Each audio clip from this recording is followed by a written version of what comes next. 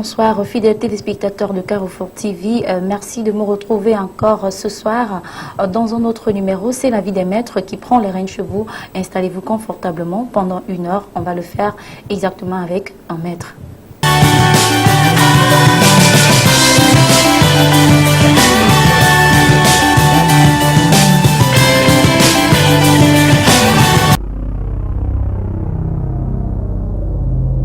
Ce document retrace le quotidien d'un maître. Le maître est avant tout un serviteur. Avant d'être un guide, c'est une œuvre sacerdotale faite avec passion et amour. Oui, je préfère même le plus souvent qu'on m'appelle Mbombok, parce que le terme maître me renvoie un peu à un être et à un personnage sublime, un peu surnaturel, un peu surhumain. Donc je préfère qu'on m'appelle Mbombok. Mbombok, c'est un trait d'union entre le passé et l'avenir dans la tradition Bassa.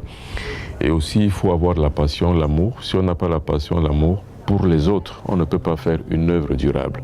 Parce qu'en fait, l'œuvre durable est sacerdotale, c'est-à-dire on ne le fait pas pour soi, on la fait pour la postérité. Et le but donc de coutumes et traditions africaines, c'est pour la postérité, c'est penser comment le monde doit être fait. Et pour cela, il faut avoir les moyens, c'est-à-dire les moyens techniques, les moyens matériels, les moyens humains, qui sont convenables à une espèce d'esquisse de travail qu'on doit abattre pour pouvoir remettre en route et en rail nos cheminements mystico-spirituels depuis nos aïeux, nos ancêtres, et puis jusqu'aujourd'hui et jusqu'à l'éternité. Donc c'est un système de production et de reproduction. Sans cette passion, le Mbombor Benoît Biton ne saurait se faire parler de lui. Voici près de 30 ans qu'il excelle dans l'art de la pratique spirituelle en tant que grand maître des arts et cultures spirituelles. Nous l'avons suivi l'espace d'une journée pour comprendre et savoir ce que peut faire un tel homme, le temps d'une journée. Oui, c'est un art mystico-spirituel. L'art de la programmation antérieure à la vie d'un individu. C'est-à-dire que la vie d'un individu est programmée par des instances magistrature suprême cosmique et l'individu qui naît donc vit dans ce format de destin-là. Mais maintenant, ce format de destin lui est imposé par la nature. Il peut donc subir ce format, tout comme il peut dévier, créer un autre destin qui lui est propre. C'est ça l'art mystique et spirituel. Et le but donc de coutumes et traditions africaines, c'est de pouvoir donner une dimension de libération et de liberté de l'individu, de l'Africain surtout. Parce qu'il faut savoir que ça vise le panafricanisme africain.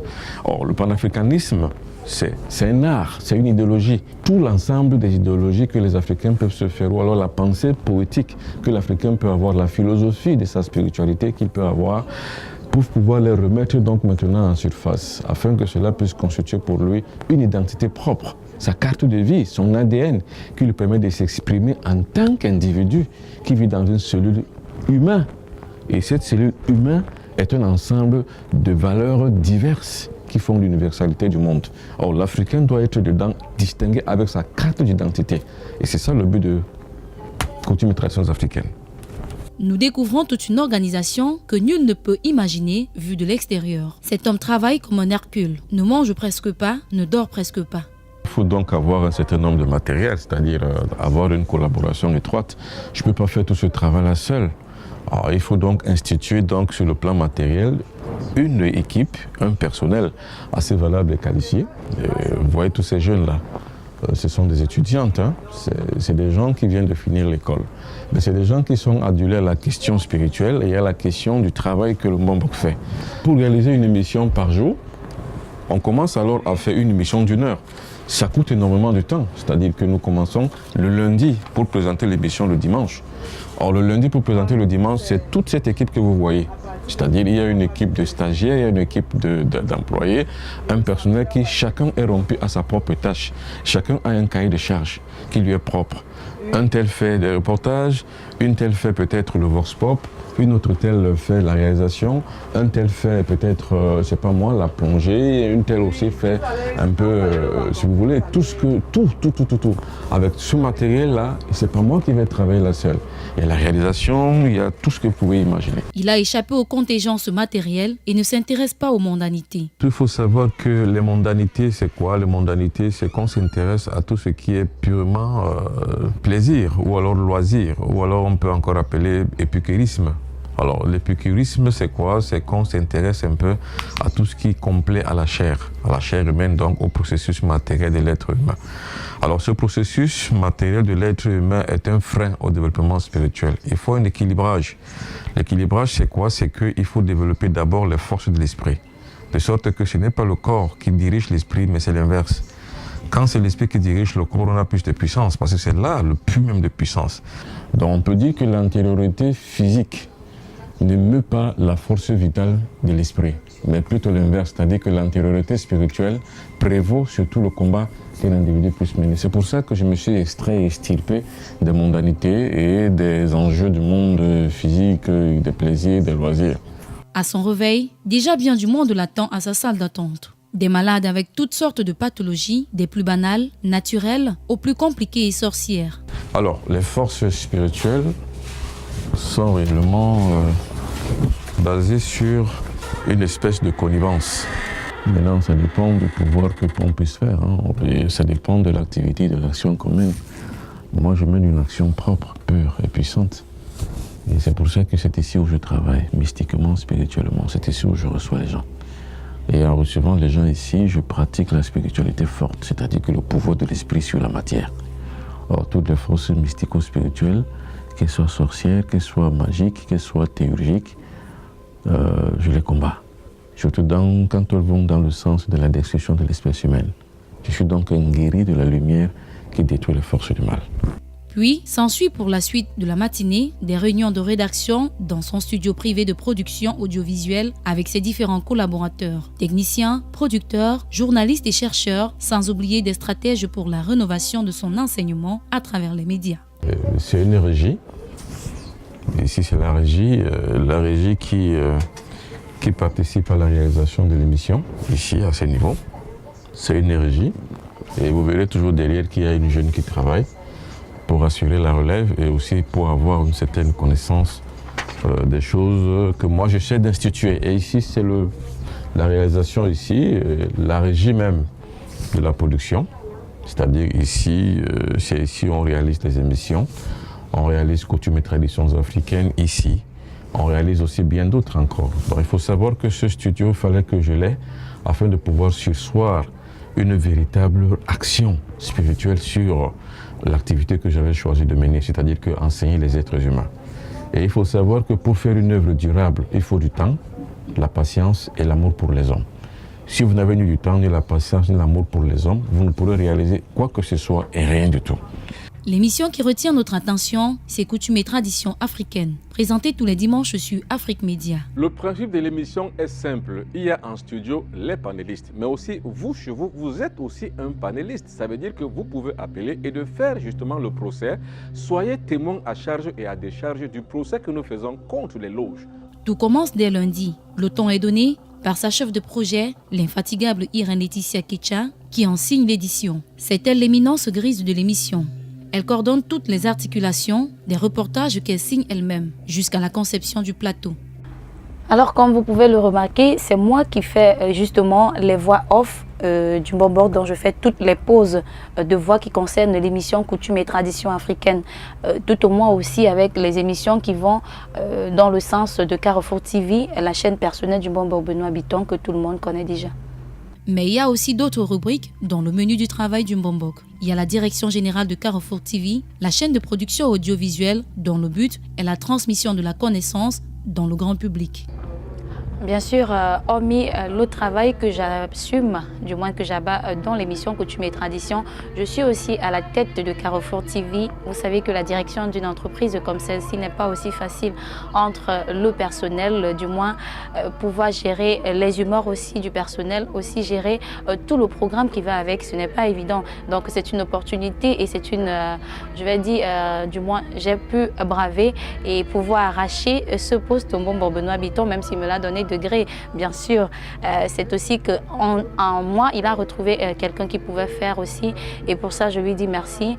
C'est pas facile, mais je tiens le coup. Dans l'humeur et la camaraderie, ses collaborateurs, chacun s'applique à la tâche dans la réalisation des projets panafricanistes. Oui, moi c'est Marie-Lise Ngaïnama. Aujourd'hui, quand je suis arrivée, j'ai tout d'abord commencé par poser ma voix pour l'émission du Mbombo qui passera à Afrique Média, intitulée Coutumes et Traditions. Là, à présent, je suis en train de faire des recherches sur des astuces de grand-mère pour l'émission pour le 10-12, le Grand Carrefour. Bonjour, moi c'est Tatiana. Je prépare l'émission qui va passer tout à l'heure. Alors maître, c'était tout vous. votre Oui, mission sur le je terrain. pense succinctement, brièvement, voilà à peu près quel est le quotidien d'un homme que je suis, ou alors d'un personnage, je ne pourrais pas dire sacré ou consacré, mais je pourrais dire d'un personnage, disons, clé pour la tradition de mon peuple bassa. Alors, un bombok, c'est une entité, c'est un fixateur de la conscience sociale. Donc, je me dis, voilà, succinctement, en gros, voilà ce qu'on peut dire d'un tel homme. Voilà ce que je suis. Alors maintenant que nous avons compris qui est le maître Benoît Bitton, puisque nous parlons de magie, nous allons également comprendre c'est qui un magicien. Le magicien, c'est celui qui sait utiliser les forces de la nature. Oui. Alors justement, bon gré mal gré. Maintenant, ce qu'on appelle l'éducation, l'information et la formation jouent beaucoup un grand rôle. Et c'est pour ça que je parlais d'un bombok, d'un guide spirituel, comme étant un fixateur de la conscience sociale. Oui. Alors l'individu qui est mal fixé socialement et qui n'a pas une conscience bien fixée, en gros, finalement utilisera ses forces de la nature pour faire du mal. Alors là, on pourrait donc dire de lui qu'il pratique le sortilège. Je ne dirais pas un sorcier, parce que le sorcier, c'est autre chose. Oui. Alors, mais celui qui le pratique maintenant pour de bonnes œuvres, pour de bonnes applications, on pourrait donc dire de lui qu'il est un bon maître. Donc, il est un guide spirituel. Oui. Et ça, c'est mon cas. Alors ça, c'est votre cas. Et que dira-t-on de ces magiciens aussi qui pratiquent de la magie pour le commercial? Parce qu'on sait qu'il y a des magiciens qui, du moins, se livrent à ce jeu, des salles de jeu comme ça, et on peut soutirer à des personnes de l'argent. Est-ce qu'à cela aussi, on peut attribuer le titre de magicien? Oui, ce sont des magiciens tous. Mais maintenant, il y a deux formes de magie. Il y a une magie qui est réelle, parapsychologique, c'est-à-dire que celle qui utilise des forces occultes qu'on ne voit pas. Maintenant, il y a une magie qu'on pourrait appeler la prestidigitation. C'est-à-dire que ceux qui jouent, par exemple, puisque vous dites là, les gens qui jouent, par exemple, dans des showcases, dans des podiums, dans des concerts, dans des grands galas, ceux-là également, mais ce sont des jongleurs, ce sont des illusionnistes. C'est-à-dire qu'ils ont simplement l'art de pouvoir manipuler la vue ou le regard collectif de ceux qui assistent à leur spectacle. Ce n'est ni plus ni moins qu'un jeu. Mais la magie, dans sa profondeur, dans sa grandeur, dans sa grâce même, c'est l'utilisation des forces de la nature, mais uniquement des forces de la nature sous forme d'une énergie. Parce que l'énergie, elle n'est pas bonne, elle n'est pas mauvaise. Ça veut dire comme l'électricité, par exemple. Vous mettez votre doigt à partir d'une prise électrique, par exemple, ou alors vous mettez un bâton à partir d'une prise électrique, vous êtes électrocuté. Mais c'est l'énergie. Et également, cette énergie peut aussi servir à une incandescence, par exemple, à illuminer une salle. Elle peut également aussi intervenir dans le cas, par exemple, de la chirurgie. C'est-à-dire que, bref, l'énergie, elle est immuable, elle est invisible, mais elle est vie. Maintenant, ça dépend de celui qui l'utilise. Justement, pour dire que la magie, dans son sens, a du moins le côté négatif et le côté positif. Tout à fait. C'est-à-dire que la magie en elle-même n'est qu'une force, en fait. Or, le câble qui peut orienter cette force, c'est l'être humain lui-même. C'est-à-dire que la magie n'a pas de conscience, elle n'a pas de morale. La magie, elle est énergie, c'est comme le courant électrique qui n'a pas de conscience, qui n'a pas de morale. Ça dépend simplement de l'utilisation qu'on en fait. C'est pour ça que dans sa définition la plus simple, c'est l'utilisation des forces de la nature pour une bonne œuvre ou pour une mauvaise œuvre. C'est comme la science. Il y a des sciences avec conscience et des sciences sans conscience. Sans conscience, oui. Alors, nous parlons toujours de magie. Il existe donc différentes sortes de magie, donc la magie noire, la blanche et bien d'autres que nous savons. Quelle est donc la différence entre toutes ces magies? Oh non, ça ce sont des connotations dites linguistiques ou alors terminologiques. Ça veut dire qu'on voudrait simplement dire que celui qui utilise ses forces de la nature pour du bien, c'est de la magie blanche. Celui qui l'utilise pour le mal, on l'appelle la magie noire. Bon, c'est tout, mais ça c'est une question de terminologie. Mais la magie, elle est saine, c'est une science en fait. C'est la science de complexité des forces de la nature. Parce qu'il y a l'aspect astrologique, il y a l'aspect logologique, il y a l'aspect démonologique, il y a l'aspect cosmologique, cosmogonique, mystagogique. Donc il y a plusieurs aspects sur l'univers, sur la complexité des univers. Maintenant, celui qui sait donc justement rentrer dans cette logique de la complexité donc de ces formes de magie ou alors de ces formes de science, c'est lui qu'on appelle le magicien.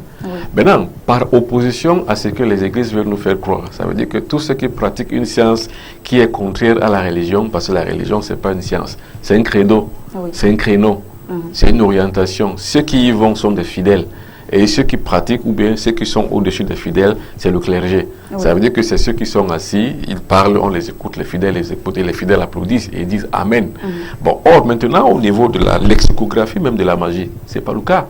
Oui. Ce n'est pas qu'il y ait des gens qui croient et d'autres qui ne croient pas. Oui. Non, la magie, c'est une science. C'est pour ça qu'on l'appelle la parapsychologie. Oui. Ça veut dire que la pratique d'une science qui est au-delà du réel. Voilà à peu près la définition. Oui, justement, j'allais y arriver, maître. Peut-on rapprocher donc la magie au centre de la religion? Parce qu'on sait aussi qu'au centre de la religion, on fait des rituels, comme exactement dans la spiritualité aussi, on pratique les rituels, même avec des éléments qui vont avec, donc les bougies. Est-ce qu'on peut donc rapprocher le thème magie, du moins, à la à la religion aussi? Mais bien entendu, c'est-à-dire que le prêtre, quel qu'il se fait, le prêtre assiste véritablement à une pratique de la magie. Parce qu'utiliser les forces de la nature, généralement, ce sont les 4 élémentaux. Oui. Donc les 4 éléments de la nature, l'eau, le feu, l'air et la terre. Dès qu'on réunit tout ceci sur une table et que l'on commence à faire des incantations, c'est-à-dire que des formes de prière, d'orientation ou alors des formes de prière simplement quantiques, alors là on est en train de pratiquer une magie. Oui. Parce qu'en fait, on fait des rites et des rituels qui ont pour but d'influencer un destin, d'influencer une situation, d'influencer un événement. Oui. Par exemple, toute la grâce qu'on demande au cours d'une messe, c'est la pratique pure et simple de la magie. Bon, maintenant, c'est la définition là maintenant qui change. C'est-à-dire que est-ce que c'est fait pour une bonne opération, une bonne œuvre, ou c'est fait pour une mauvaise œuvre? Bon, maintenant, quand on regarde d'autres églises, par exemple les églises de réveil, les églises évangéliques, les églises protestantes, elles ne pratiquent rien du tout qu'un simple culte qui est simplement lié à la théorisation de ce qu'on ressent à l'intérieur, qu'on pourrait appeler un culte à Dieu. Oui. Ça veut dire que la pratique de la magie est déjà la forme du savoir. On sait déjà que c'est un art. Maintenant, on sait composer, comme je l'ai dit pour le prêtre qui sait composer sa table, et comme également aussi un autre magicien qui peut composer sa table différemment chez lui. Oui. Alors, il intègre donc tous les courants influençants de la nature, l'eau, le feu, l'air et la terre. Vous verrez toujours sur la table de prêtre 2 bougies. Oui. Mais les 2 bougies qui symbolisent justement l'équilibre de la vie. Les énergies négatives à gauche, les énergies positives à droite. Oui. Et vous verrez également forcément que vous verrez toujours, par exemple, une coupe d'eau. Alors, c'est l'élément eau. Les bougies, c'est l'élément feu. Oui. Vous verrez toujours qu'il y a du sel. C'est le 5e élément qu'on pourrait appeler l'élément des terres. Oui. Et vous verrez toujours qu'il y a aussi...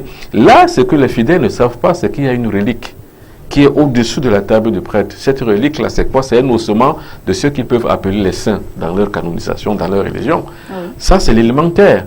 Et vous verrez toujours qu'il y a l'élément air, qui est l'encens. Mais ça, c'est véritablement une composition magique. Oui. Mais maintenant, qu'est-ce qui est différent? C'est-à-dire que dans le concept collectif de ceux qui assistent, c'est qu'on a fait croire aux gens que quand c'est quelqu'un d'autre qui le fait, c'est la magie. Oui. Mais quand c'est le prêtre qui le fait, justement, c'est un culte blanche. qui est lié à Dieu. Ça veut Oui. dire que c'est acceptable, c'est reconnu d'utilité publique. D'où alors la supercherie au niveau conscient, mental et psychique du noir, Oui. qui n'a pas compris que non, finalement, on l'a trompé. Oui. Mais eux, le clergé, c'est-à-dire que le prêtre, l'évêque, l'archevêque, le cardinal et le pape, savent ce qu'ils font parce qu'ils en sont initiés. Oui. Et ils savent que justement, il y a une sorte d'initiation préalable qu'il faut avoir afin de pouvoir arriver à réaliser ces choses. Et c'est pour ça qu'on parle de consécration d'un prêtre. Oui. C'est une forme d'initiation. Et ça se passe la nuit. Le jour, quand on le présente simplement, c'est simplement pour que tout le monde, ou bien toute la conscience du public, puisse être fixée sur son état qu'il devient un prêtre. Oui. Alors, ceux qui l'ont compris, du moins, maître, ceux qui l'ont déjà compris, ceux qui ont compris qu'il faudrait que les Noirs retournent à leur source, vous accompagnent sur vent. Et ce sera ce mois même, nous allons aller puiser encore auprès des ancêtres, auprès de la nature même. Ce sera un voyage initiatique avec vous. Donc, on marque un temps d'arrêt dans cette émission pour comprendre aussi. Africaine, africain. Guerriers et combattants de la Renaissance africaine, voici venu le temps de la communion avec les autres. Voyage initiatique du Bombok Benoît Bitton, les 25, 26 et 27 août 2017. Au programme, guérison mystique, formation spirituelle, enseignement à l'ancestralité. 3 jours de retraite spirituelle, riche en mouvements. Jeunes, moins jeunes, hommes, femmes et enfants, tous concernés par la Renaissance. Voyage initiatique du Bombok Benoît Bitton, les 25, 26, 27 août 2017. Contact et réservation 00237 677 71 61 36 697 06 20 91. Adresse mail benoît.bitton@gmail.com. Notre site web www.benoîtbitton.com. Alors, un maître qui a compris qu'il faut retourner toujours aux sources, du moins l'Africain, à son essence, c'est la spiritualité. Et le maître Benoît Bitton l'a compris et ceux qui l'ont aussi compris l'accompagnent souvent pour se ressourcer. Donc, nous irons alors pour comprendre, maître, entre spiritualité et magie, y a-t-il un rapport?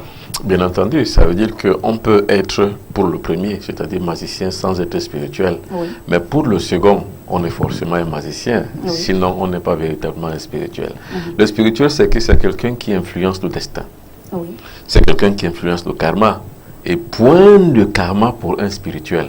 Parce qu'en fait, il a su allier, non seulement à fidéliser son écran mental, c'est-à-dire que son sens psychique le plus haut qu'on appelle l'intuition, au son le plus haut qu'on appelle l'akasha. Oui. Donc il a donc une projection mentale jusqu'à l'akasha où il converse directement avec les maîtres divins initiateurs invisibles. Oui. Bon, qui sont donc au centre du magnétique cosmique, c'est-à-dire qui sont au centre de la source de vie.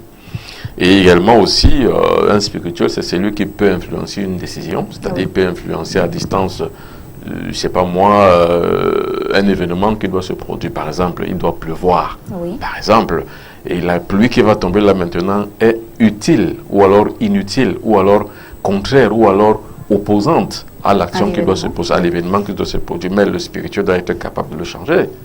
Donc de changer cet ordre des choses, de chasser la pluie et de la faire tomber simplement à une destination hors de là où l'événement doit se passer. Oui. Il doit en avoir la capacité. Oui. Donc il doit avoir le pouvoir sur l'élémental, donc sur tous les éléments de la nature. Il doit pouvoir faire jaillir le feu, il doit pouvoir faire l'éteindre, il doit pouvoir par exemple appeler le vent, appeler la tornade quand il le faut. En fait, ce qu'on appelle un spirituel, en fait, c'est quelqu'un qui a la pratique de l'art magnétique et mystique. Oui. Le mysticisme, c'est quoi? C'est le développement des forces de la nature qui sont en soi. Parce que tout ce qui est extérieur est à l'intérieur. Nous sommes ce que l'univers est à l'extérieur. Oui. Et par conséquent, notre force est la valeur intrinsèque que nous avons. Et le pouvoir de l'extérieur, donc le pouvoir de la nature que nous devons utiliser, est la valeur extrinsèque.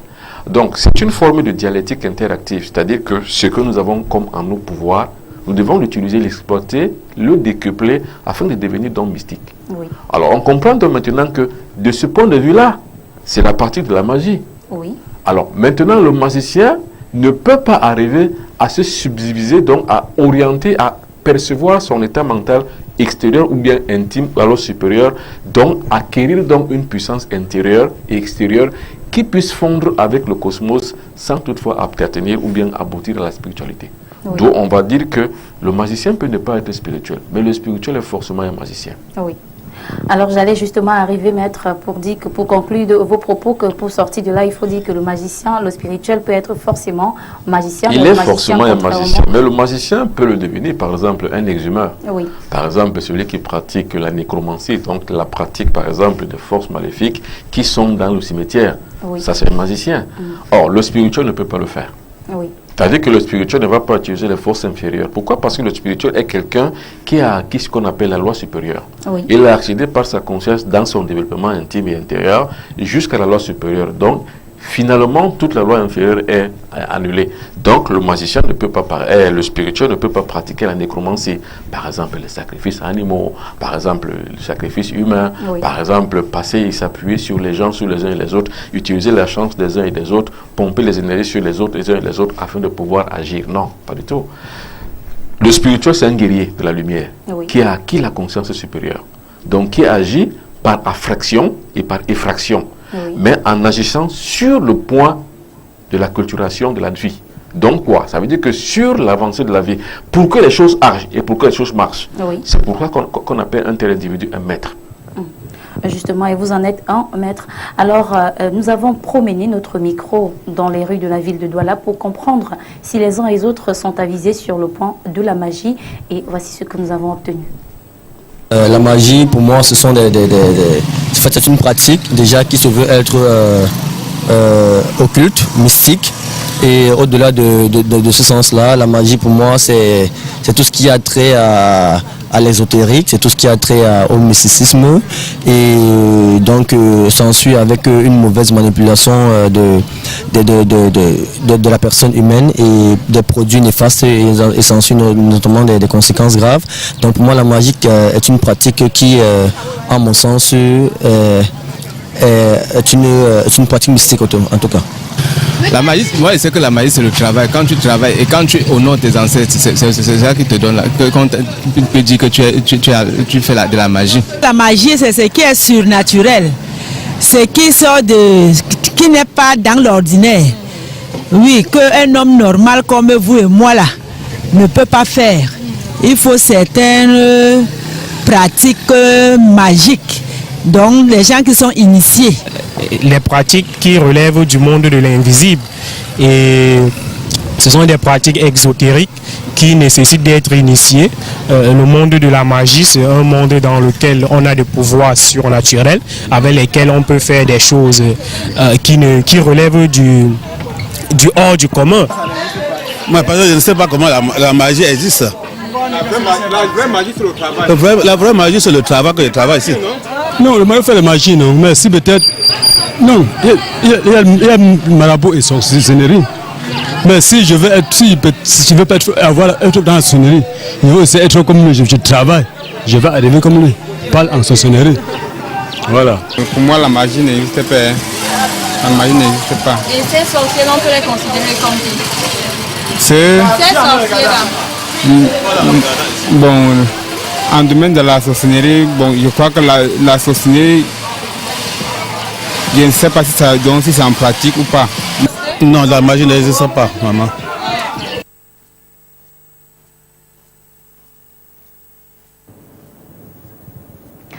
Alors, l'avis des maîtres, nous avons recueilli les avis hier dans la rue, du moins les avis des hommes de la rue pour comprendre, et au sein de ces personnes, du moins ces personnes que nous avons rencontrées, maîtres, beaucoup pensent que la magie n'existe pas. Oui, justement, c'est parce qu'on ne l'a pas encore vécu expérimentalement. Ils ont raison, ceux qui disent que ça n'existe pas. Oui. Et alors, est-ce que l'air existe ou ça n'existe pas? Enfin, pour celui qui la respire, le respire, cet air, il existe. Oui. Pour celui qui ne le respire plus, il n'existe pas. Bref, ce qu'on veut dire, c'est simplement que la magie, on la vit expérimentalement. Oui. Alors, moi, je suis un peu bien placé parce que je reçois des gens qui sont malades, qui sont victimes des sorts. Oui. Je suis donc bien placé pour savoir que ça existe ou non. Justement. Alors, mais maintenant, ce n'est pas parce qu'on n'est pas cancéreux, or on n'a pas de cancer, que les autres qui souffrent de cancer sont des hypochondriaques. Ça, c'est un peu un aphorisme, comme pour dire que ce n'est pas parce qu'on n'a pas encore vécu cette expérience mystique qu'on dit que ça n'existe pas. Non, la magie, moi j'ai vécu l'expérience mystique, elle existe. On peut influencer une situation à distance. Oui. Ça veut dire quoi? Ça veut dire que moi je peux prier pour quelqu'un, ou alors guérir quelqu'un à distance. Oui. Ou alors tenir, par exemple, un score pour un match de football qui doit se jouer le dimanche. Oui. Nous sommes aujourd'hui jeudi, un match de football se joue le dimanche. Je peux influencer le score. Ça veut dire que je peux donner un score de 2-0 et je pratique derrière. Oui. Pour qu'il en soit ainsi, c'est ça la magie. Oui. Ça veut dire que c'est l'influence à distance d'une situation, mais sur le plan invisible. C'est la même influence qu'on peut avoir sur le plan visible. Ça veut dire quoi? Si je veux qu'une voiture roule, il faut simplement que je puisse y entrer, démarrer et puis rouler. C'est tout. C'est cette action justement d'appliquer la règle qu'on appelle la magie. Oui. Alors, il y a quelqu'un qui a dit là que la magie c'est le travail. Ben oui, c'est une forme de travail. Également, vous, par exemple, Irène Laetitia Ketia, vous qui présentez votre émission, vous qui savez quel est le b.a.-ba de la technique de la présentation de l'information, vous êtes magicienne de cela. Oui. Or, l'individu qui n'a pas fait cette expérience, cette initiation, ne sait pas de quoi il est question. Il ne saurait donc être une présentatrice aussi chevronnée que vous.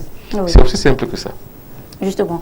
Alors, d'aucuns aussi ont pensé qu'on peut parler de magie si on parle de maraboutisme aussi. Donc, Oui. y a-t-il un rapport? Donc, peut-on dire de marabout qu'il est magicien? Non, mais rentrons d'abord dans la sémantique de marabout. Marabout, généralement, dans la religion musulmane, c'est un prêtre, en fait. C'est un guide spirituel. Un marabout, c'est ça. Ou alors un marabout, c'est comme un psychologue, c'est tout. Oui. Bon, maintenant, c'est un terme que nous avons apprivoisé chez nous, qui veut simplement dire un tradit praticien. Alors, un tradit praticien, s'il faut le dire que c'est un marabout, ça dépend de quelle formation il a. Oui. Un tradit praticien, d'abord, c'est un docteur de la science médicinale. Je ne dis pas la science médicale, mais médicinale. Oui. Ça veut dire que c'est quelqu'un qui sait manipuler d'abord la médecine naturelle. Oui. Alors, quand on sait donc la manipuler, ça veut dire que par les expérimentations qu'ils ont fait au fur du temps et au fur et à mesure, on arrive donc à associer les principes actifs de certaines plantes pour arriver à des résultats concrets de certaines pathologies. Oui. Là, on parle de marabout. Maintenant, bien entendu, il y a également des charlatans. Le charlatan, c'est celui qui n'en sait absolument rien, Oui. mais qui, par une posture, voudrait donc passer pour. Oui. Alors on appelle donc ça un crime de lèse-majesté. Il y a des criminels de lèse-majesté qui sont dans la pratique de la pratique, qui alors n'arrivent pas à réaliser des prouesses et finalement confondent tout le monde et tous les autres qui sont des véritables travailleurs qui savent faire la chose. Alors en d'autres termes également, il faut savoir que ce qu'on pourrait appeler le médecin traditionnel, c'est qui? C'est celui qui s'occupe des malades. Oui. Qui sont à Comme 90%, voilà justement, qui sont à 90% délaissés pour compte par la société. Donc, ils n'ont pas les moyens d'accès à la médecine moderne. Oui. Bon, les 90% donc sont délaissés pour compte parce que l'État ne fait rien, qu'il devrait donc faire, c'est-à-dire développer le secteur de la médecine traditionnelle afin que celle-ci devienne une académie de médecine, comme ça s'est passé en Chine avec l'acupuncture, comme ça se passe en Occident avec la médecine moderne. Alors, comme ça se passe un peu partout, là où les sociétés sont les plus développées, les plus évoluées.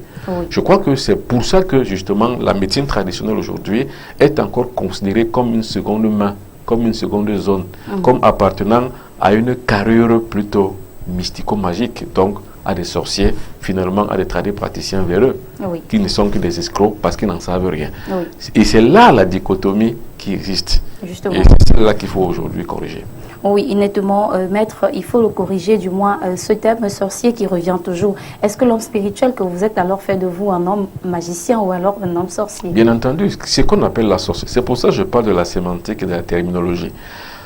C'est une question de terminologie quand on parle de sorcier. C'est-à-dire la terminologie occidentale a mis dans le conscient des Africains que quand on parle de sorcellerie, on parle de tout ce qui est de l'aspect négatif. Donc on parle de ce qu'on pourrait appeler la démonologie. Ou alors on pourrait appeler, si vous voulez, bref, le terme me fuit un peu, mais il y a un terme qui veut signifier simplement que c'est la coopération avec le mauvais principe. Voilà, c'est la goétie. On a fait comprendre à l'Africain que tout ce qui concerne sa tradition, c'est la goétie. Donc la coopération avec le principe diabolique. Et c'est pour ça, justement, quand on parle de sorcellerie africaine, on parle forcément de magie noire, donc de destruction, donc de mauvaises choses, de mauvaises coopérations, donc de goétie. Mais or, c'est faux. Un sorcier, c'est celui qui sait manipuler les forces de la nature. Moi, je sais les manipuler. Je me considère comme un sorcier. Et là, je regarde la caméra pour dire à ceux qui me regardent et comprendront que le sorcier que je suis pratique cela en bavant ce que l'Occident nous a fait comprendre que c'est mauvais. Je le brave. Et je vous dis, en vous regardant en face, que je suis un sorcier. Et puis quoi après? Mais maintenant, regardons donc les prouesses que je réalise sur le plan humain, sur le plan intellectuel, sur le plan académique. En utilisant cette sorcellerie, je projette ma conscience pour aller chercher des rituels. Mais dans la sorcellerie, c'est comme ça que ça se pratique. Alors maintenant, s'il faut donc maintenant, dans la sémantique du mot sorcier, qualifier que si quelqu'un fait de ceci une action sociale, est-ce que justement c'est de la goétie? C'est pas de la goétie. Finalement, c'est une science qui permet à l'être humain de se développer. C'est les frustrations qui font naître des révolutions. Alors c'est par la frustration, quand j'avais compris que la supercherie était du côté de la religion, et que justement j'ai compris qu'il fallait que je puisse rentrer dans ma propre profondeur spirituelle, j'ai recouvert donc mon identité, mon authenticité. Et c'est ça qui m'a permis justement d'entrer donc dans, si vous voulez, le cheminement de celui qui va rechercher des grandes valeurs dans la nature, afin de les apporter à la conscience naturelle et collective comme des vérités existentielles. Et c'est pour ça que quand j'écris, quand je parle par exemple de la montagne de lumière, mais je ne trouve pas ça dans la nature, je trouve ça dans le plan supérieur, en projetant ma conscience, donc en voyageant astralement, pour pouvoir aller chercher donc des vraies valeurs qui vont permettre à la société de pouvoir évoluer. Mais c'est ça un sorcier. Je suis un sorcier pour cela. Je n'ai pas honte de le dire. J'ai la carrure d'accepter que socialement je fixe la conscience de mon peuple. Et j'ai également aussi la carrure de comprendre que l'intellectuel mystique, c'est qui? C'est celui qui crée l'événement spirituel. C'est ce que je fais. Donnez-moi une autre définition, outre que celle-là de la sorcellerie et du sorcier. Il n'y en a pas une autre. Je veux dire que, africainement parlant, c'est ça un sorcier. Alors, ceux qui ont les oreilles pour comprendre vont comprendre que maître sorcier, le terme sorcier du moins, relève de celui, le terme de la sorcellerie relève de celui qui l'utilise. Si on est sorcier et qu'on l'utilise dans le bon sens, ça dit qu'on est une bonne personne. Tout à fait. Si en fait, c'est que la sorcellerie dans ma langue bassa veut dire likan. Likan, c'est quoi? C'est l'art. C'est tout. Et c'est pour ça que généralement, vous m'appelez dans votre émission grand maître des arts mystiques et spirituels. Mais ce sont les arts mystiques. la projection astrale. Aujourd'hui, ce n'est pas un sorcier. Enfin, je veux dire que ce n'est pas sorcier aujourd'hui. Oui. Tout le monde qui développe sa conscience peut se projeter et atteindre la kasha pour pouvoir aller chercher des grandes valeurs pour la société humaine. Et c'est ce que moi je fais. Oui. Donc, l'ikan en bassa, ça veut simplement dire l'art. Oui. Mais l'art de l'utilisation des forces occultes. Alors, pour ma part, je les utilise dans le sens de l'humanisme. Donc, je suis un anthropologue. Oui. Je suis également aussi un philanthrope. Ça veut dire que je les utilise en amour que j'ai pour le prochain. Donc, la sorcellerie, dans ce sens-là, on pourrait donc l'appeler, selon une terminologie commune, comme de la magie blanche. Oui.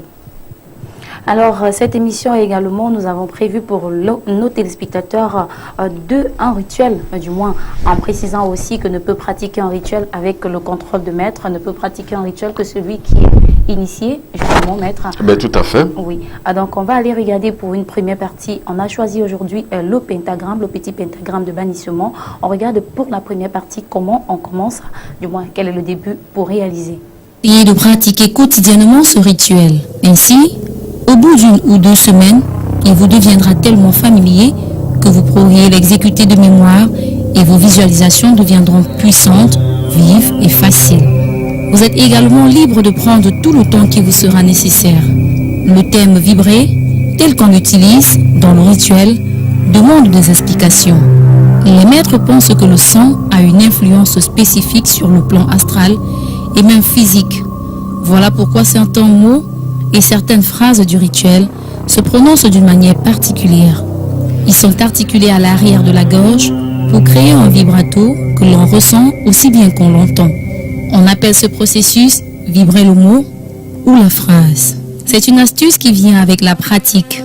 Idéalement, un maître vise à combiner la vibration avec une voix que l'on pourrait qualifier de ventriloque afin que la phrase vibrée résonne dans la partie de la pièce où elle est la plus signifiante. Et voici maintenant comment se présente le rituel de bannissement du petit pentagramme. Dirigez-vous vers l'est de la pièce et restez tourné vers l'est. Faites le signe de croix kabbalistique, ceci étant ce rituel que vous pouvez pratiquer à part si vous le désirez. Il se déroule de la façon suivante. Levez la main droite à 5 cm au-dessus de votre tête. Visualisez une sphère lumineuse de pure lumière blanche qui se tient à cet endroit. Vous attirez sur vous un trait de pure lumière blanche en ramenant votre main à votre front. Quand vous touchez votre front, vibrez le mot Ate. Ramenez votre main au sternum. Imaginez que le trait de lumière blanche pénètre jusqu'au centre de votre corps et descend jusqu'au sol. Vibrez le mot Malkout. Touchez votre épaule droite. Visualisez une deuxième sphère de lumière blanche à cet endroit. Vibrez.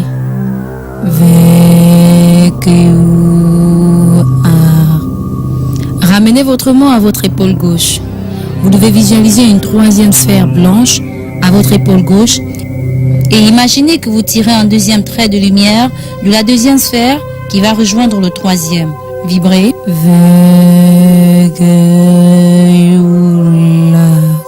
Joignez vos mains en forme de couple au niveau de votre poitrine.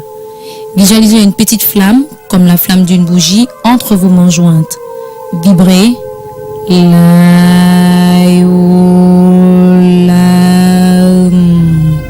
Vibrez. Amen. Voici pour la croix kabbalistique. Poursuivez à présent le rituel du pentagramme. Tracez un pentagramme, une étoile à 5 branches, pointez vers le haut.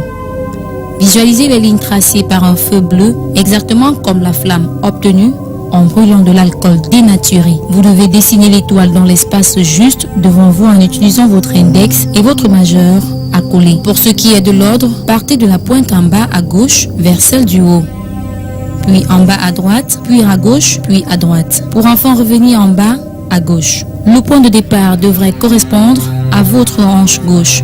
Lorsque la pointe du haut devrait marquer la limite confortable d'un allongement de votre bras vers le haut. La distance est ensuite équivalente sur tous les tracés, ce qui vous permettra de faire une figure relativement grande. Une fois le pentacle de flamme tracé, poignardez le pentagramme de vos 2 doigts et vibrez.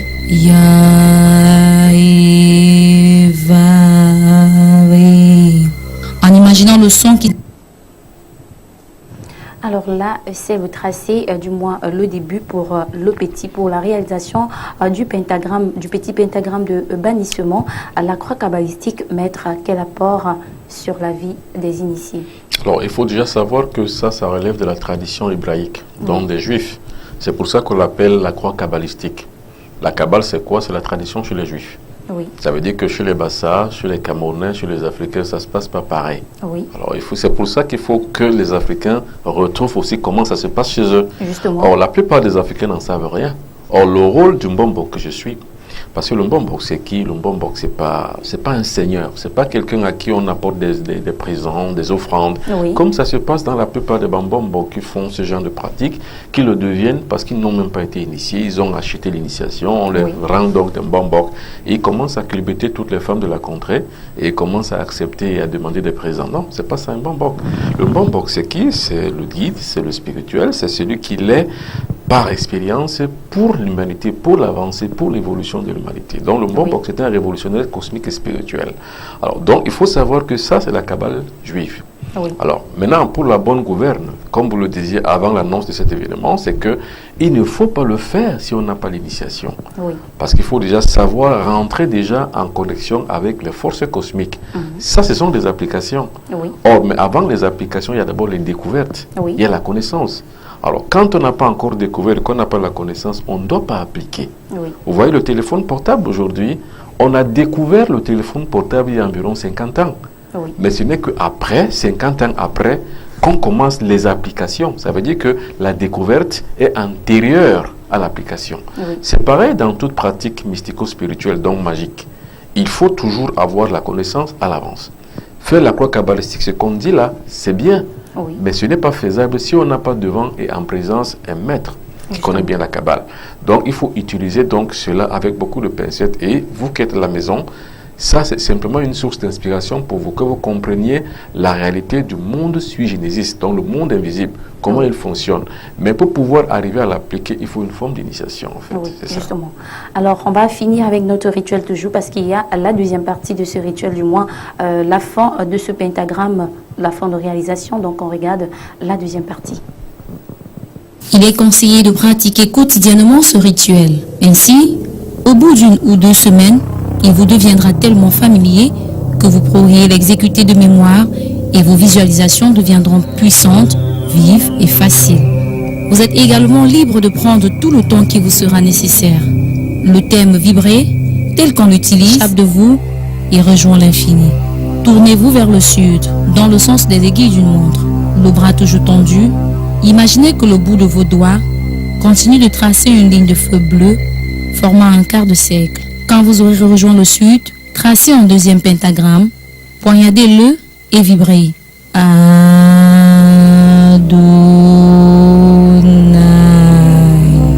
Tournez-vous vers l'ouest, toujours en suivant le sens des aiguilles d'une montre. Imaginez que vous continuez de tracer le cercle de feu. Quand vous serez arrivé à l'ouest, vous aurez tracé un demi-cercle. Tracez un troisième pentagramme, vous le poignardez et vibrez.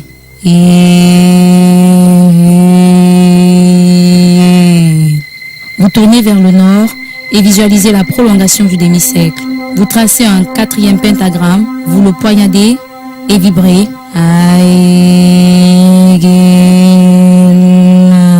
Vous tournez vers l'est et vous complétez votre cercle imaginaire en amenant vos doigts au centre du premier pentagramme. Vous ouvrez les bras face à l'est.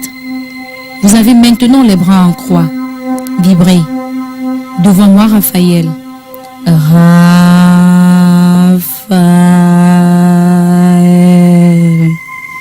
Visualisez une autre figure archangélique dressée devant vous et vêtue d'une longue robe de soie, chatoyante jaune et mauve. Imaginez qu'une brise fraîche vous rafraîchit le visage. Vibrez. Derrière moi, Gabriel.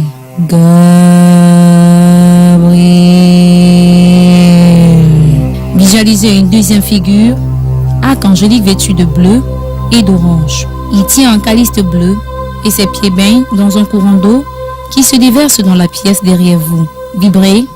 À ma main droite, Michael. Michael.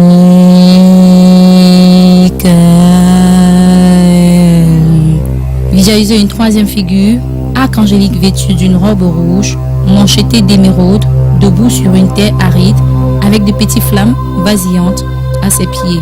Il porte une épée d'acier, une chaleur intense rayonne à votre droite, vibrez à ma main gauche, Uriel.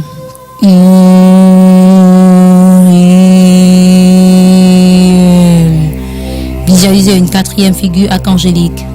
Sur sa robe se mêlent le vert olive, le jaune, le rose et le noir. Debout à votre gauche, une gerbe de blé dans ses mains tendues. Il se tient au cœur d'un paysage très fertile. Enfin, vibrez, autour de moi, flambeaux et les pentagrammes. Au-dessus de moi, brille l'étoile à 6 branches. Visualisez l'hexagramme, le triangle ascendant, point tourné vers le haut et de couleur rouge. Le triangle descendant, point tourné vers le bas et bleu.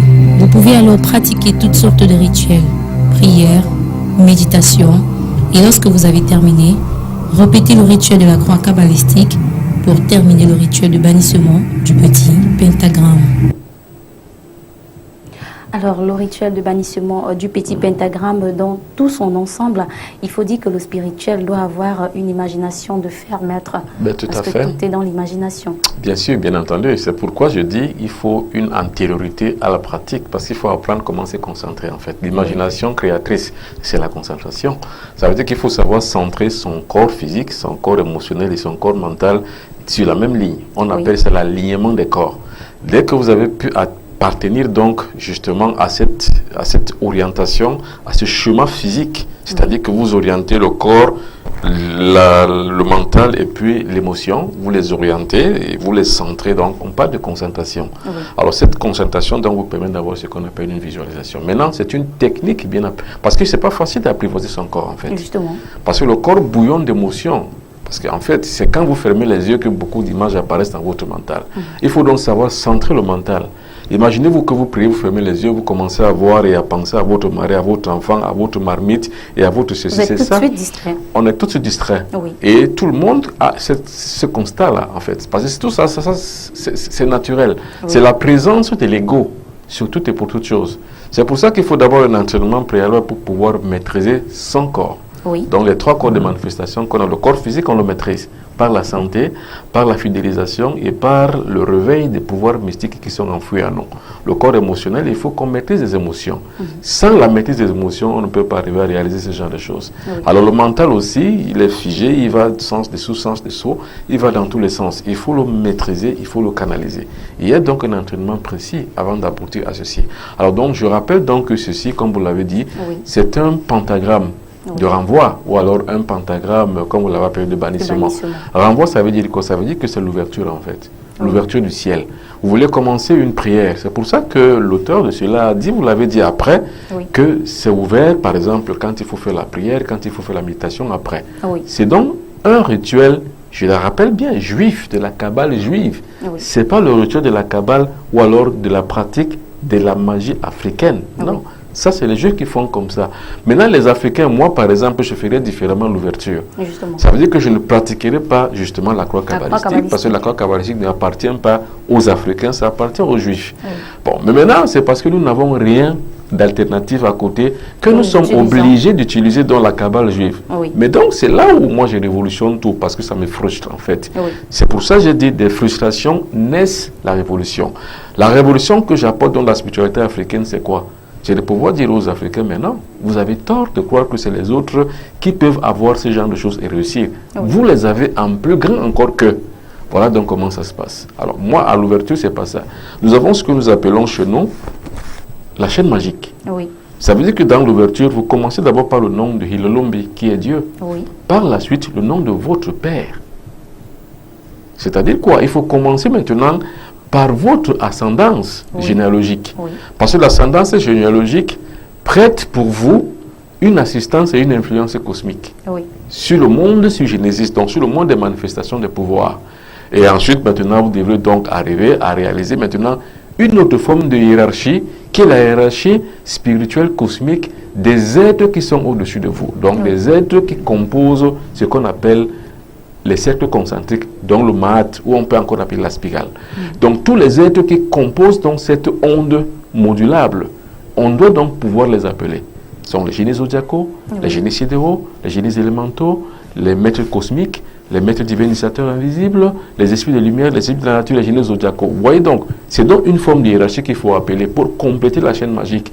Et enfin, maintenant, finir toujours par le nom de Dieu. Oui. Puis commencer maintenant soit sa prière, soit sa méditation. Vous voyez, c'est un autre procédé. Oui. Alors maintenant, pourquoi les Africains vont donc chercher ailleurs? C'est parce qu'ils n'ont pas d'alternative. Oui. Justement, c'est ça. Alors, il faut dire que le révolutionniste que vous êtes, du moins, vous voulez faire un autre monde de la spiritualité et vous vous battez pour ça, maître, parce qu'on vous voit non seulement en Afrique, mais aussi du côté de l'Occident pour ainsi amener les âmes des uns et des autres qui peut-être sont en train de s'égarer. C'est pourquoi d'ailleurs vous allez faire un tour du côté de l'Occident, ce sera le mois prochain. Alors, on marque un temps d'arrêt pour comprendre que oui, effectivement, le maître, aussi surchargé qu'il est, peut se rapprocher de vous et c'est à vous de bénéficier. Africaine, africain de la diaspora, nostalgique de la tradition ancestrale, éloigné de la source traditionnelle, le Mbambok Benoît Bitton sera à Paris du 18 au 30 septembre 2017. Vous toutes et vous tous, de l'autre côté qui avez soif de connaissances africaines, voici une occasion en or.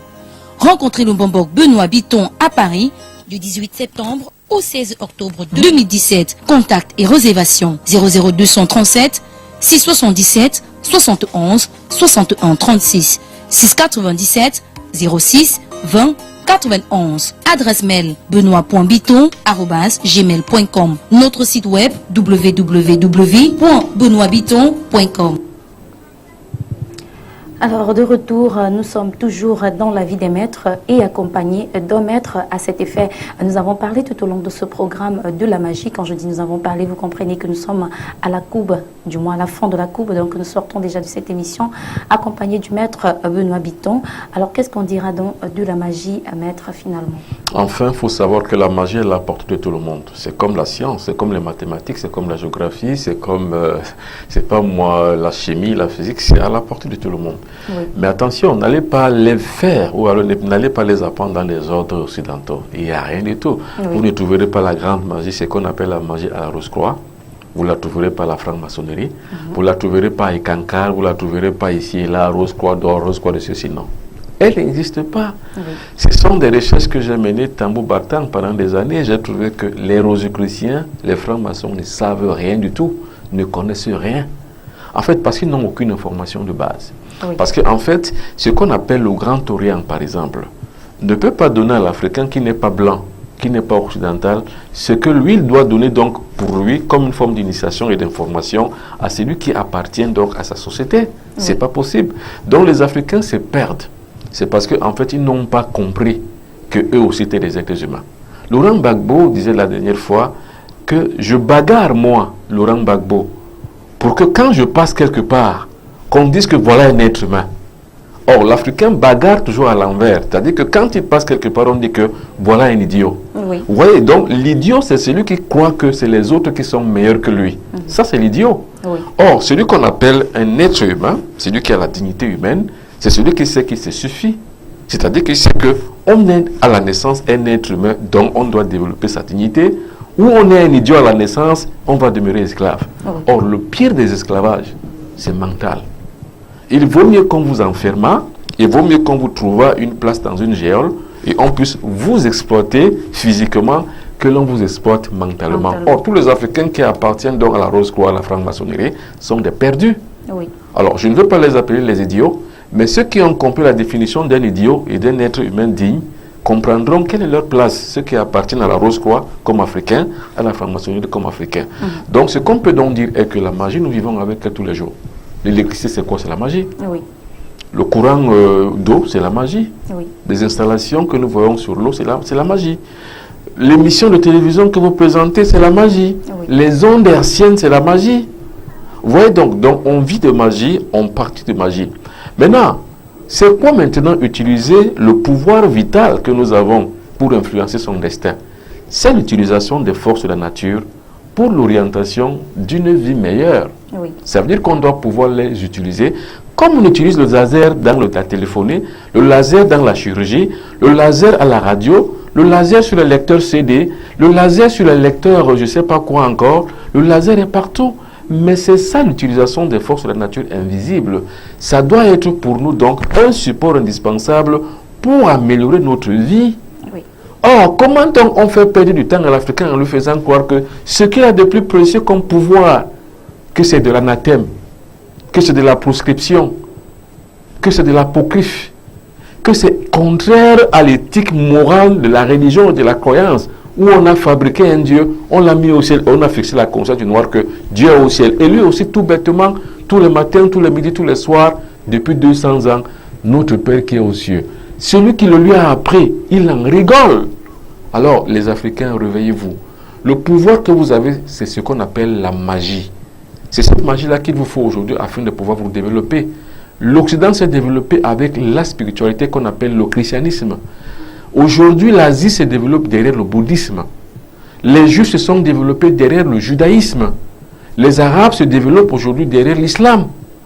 Il est temps que nous revenions nous aussi à notre propre culturalité, notre ancestralité, notre spiritualité, notre magie, afin qu'on puisse se développer. Parce que de le développement viendra donc l'essor et l'évolution. Et il faut savoir que pour pouvoir donc arriver au développement et à l'essor et à l'évolution, il faut passer par la magie. Celle la nôtre, on l'appelle la spiritualité. C'est tout ce que je peux dire, Madame Laetitia. Justement, maître, alors c'est moi qui vais vous remercier d'être venu avec nous. On sait que l'heure est déjà propice pour que vous retourniez dans votre centre magnétique cosmique, le lieu où la volonté de Dieu est connue. Tout à fait, merci beaucoup. Et je serai toujours content de revenir chaque fois que vous m'appelez. Merci. Merci, maître.